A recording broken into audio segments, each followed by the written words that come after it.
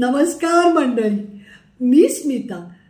बरं का, आज स्टोरी टेलिंगचा 12वा दिवस आणि सरांनी आम्हाला फंबलिंग वर्ड्स कमी करा, म्हणजे आपण अडखळतो ना बोलताना, तर व्हिडिओ करताना ते बरं वाटत नाही.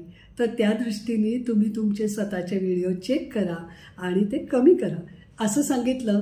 आणि मला ते जुने दिवस आठवले. बरं का, मी लॉकडाऊनच्या वेळी चॅनल सुरू केला आणि मग तेव्हा मी एखादं किंवा अर्धवाक्य बोलायची आणि मी विसरूनच जायची की मी कशाचा व्हिडिओ करणार आहे काय. बरं का, आणि मग इतका गोंधळ व्हायचा आणि मग परत ते डिलीट, परत चालू असं.